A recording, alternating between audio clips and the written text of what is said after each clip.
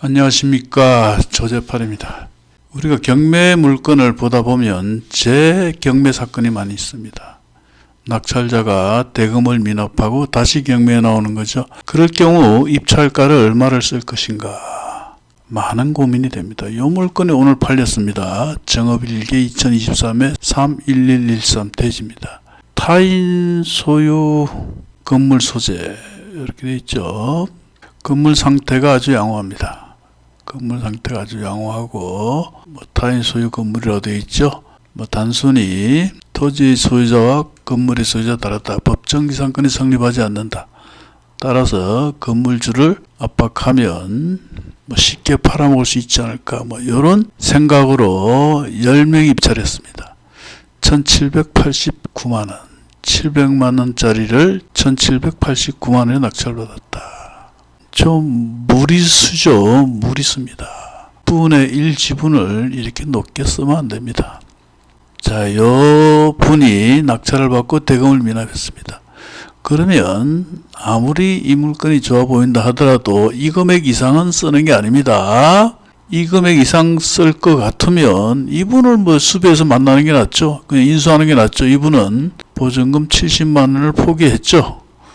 그러면 이거보다 높게 쓸 것이라면 이분을 찾아가서 그냥 내가 가져오는 게 더 낫습니다. 그래서 재매각 사건의 입찰가는 무조건 요 금액보다 낮게 써야 된다. 그래서 2월 19일 다시 재매각을 합니다. 이때 단독 입찰입니다. 10명이 입찰했다가 대금을 미납하니까 한 명으로 쪼그라들었습니다.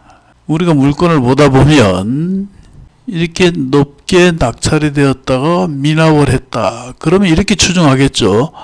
이거 처리하는 게 여의치가 않구나. 비싸게 낙찰받아서 그래서 포기한 것이다. 이렇게 생각하겠죠. 그래서 입찰자가 확 줄어듭니다. 단독 입찰이 됩니다. 물론 요 금액보다 낮게 썼죠. 1359만 9,900원. 그런데 이분도 마찬가지입니다. 어랍쇼 단독 입찰이네. 1359만 9,900원. 낙찰받고 몇 번 찾아가서 쑤셔봤겠죠. 근데 반응이 시원찮다. 그래서 이렇게 또 미납을 합니다. 그래서 다시 오늘 재경매가 진행되었습니다. 706만 6,700원. 법인에서 낙찰받았죠. 입찰 경합자는 3명이다. 780만 6천원 저렴하게 샀습니다. 요때 10명이 나왔을 때도 1789만원 이분이 무리를 한 겁니다. 다른 분들은 710만원 750 이렇게 썼겠죠. 근데 뜬금없이 1789만원에 낙찰받았다. 그래서 포기를 하고 이분 역시 단독 입찰이다. 그러니 찜찜하죠. 기쁨조가 밑에 좀 깔려 있어야 기분이 좋죠. 그런데 단독 입찰인데 내가 잘못 산 게 아닐까. 이렇게 해서 미납을 합니다. 그리고 다시 재매각 때는 780만원. 이렇게 가격이 떨어지죠. 점점 떨어집니다. 그래서 재매각 사건에 대해서 대충 한번 볼게요. 재매각을 체크하고 검색을 해봅니다. 재매각 사건이죠. 이것도 보시면 처음 낙찰가는 1억 7,806명이 나왔죠. 근데 1억 6,500, 한 1,300여만원 싸게 팔립니다. 또 그 다음 물건도 마찬가지로 6,100에 팔렸다가 5,800. 요거보다 높은 금액에 낙찰되는 경우는 없죠. 재매각 사건에는 이전 가격보다 높게 낙찰되는 경우가 거의 없습니다. 106만 6천원에 낙찰됐다가 92만원. 그리고 또 이것도 보시면 요거는 조금 전에 본 물건이네요. 본 물건이고 이것도 봅시다. 빌려 같습니다. 4,400만원에 낙찰되었다가 3,510만원에 낙찰됩니다. 그렇죠. 다시 이것도 미납하고 다시 3,050만원 점점 떨어지죠. 그래서 재매각 사건의 입찰가는 이전 낙찰가보다는 무조건 낮게 써야 된다. 그런데 제가 몇 년 전에 이해할 수 없는 경우를 봤습니다. 그게 어떤 물건이냐 하면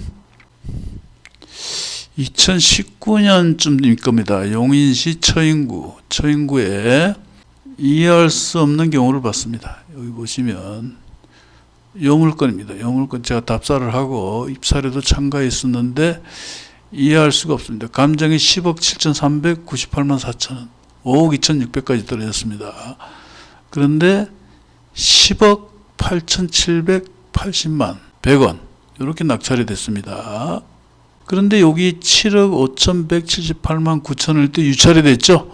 근데 유찰이 돼서 5억 2,600인데 갑자기 10억 8,780입니다. 요때요 사연이 있습니다. 1월 18일과 2월 28일 사이에 SK 하이닉스가 처형구에 투자를 한다. 요게 뉴스에 나왔습니다. 그래서 갑자기 올라갔습니다. 갑자기 가격이. 그래서 10억 8,780만 원 이렇게 낙찰이 됐는데 이분이 미납을 했습니다. 미납. 그러면 통상 아까 말씀드린 시기라면 요보다 낮게 팔려야 되죠.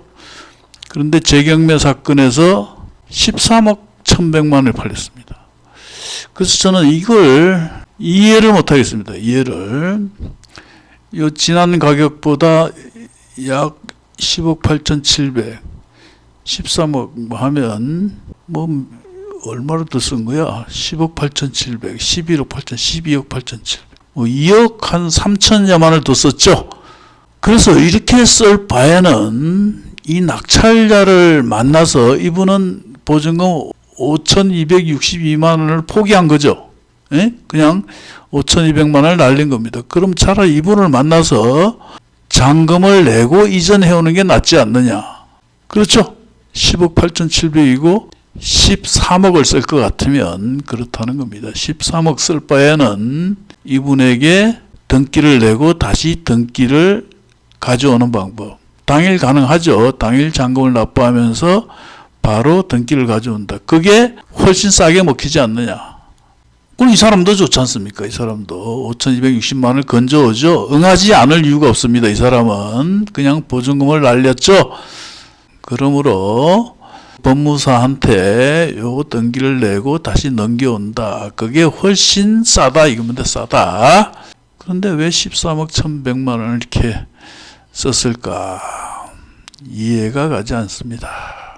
자, 다시 한번 말씀드리지만 재경매 사건의 경우에는 이전 낙찰가보다는 낮게 쓰는 것이 원칙이다. 더 높게 쓸 요량이라면 전 낙찰자를 만나서 인수하는 방법, 그것이 더 싸게 먹히는 거다. 이런 경우는 그렇죠. 이런 경우는 특수한 경우입니다. 특수한 경우. 요때 마침 뉴스에 SK 하이닉스가 여기로 뭐 투자를 한다 이 지역에 이 얘기가 뜨는 바람에 갑자기 5억 2,600짜리가 10억 8,700이 된 겁니다. 이런 경우는 특별한 경우죠. 그래도 요거보다 높게 쓸 요량이라면 이 사람하고 협상하는 게 낫다. 자, 오늘 영상은 여기까지 하겠습니다.